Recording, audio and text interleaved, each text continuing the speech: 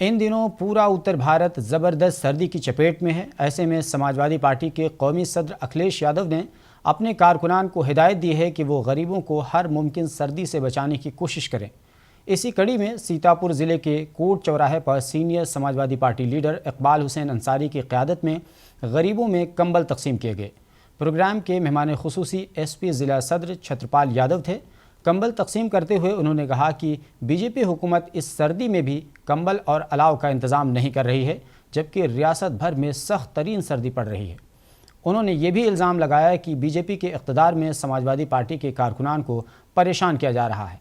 सपा के युवा लीडर मनोज राठौड़ ने भी बीजेपी पर भेदभाव करने का इल्ज़ाम लगाया। समाजवादी पार्टी आगे बढ़कर ये कार्यक्रम कर रही है और गरीबों को कंबल देने का काम समाजवादी पार्टी कर रही है। उत्तर प्रदेश में भारतीय जनता पार्टी की सरकार है, आप लोगों से कोई छिपा नहीं है। समाजवादी पार्टी के कार्यकर्ताओं का उत्पीड़न हो रहा है।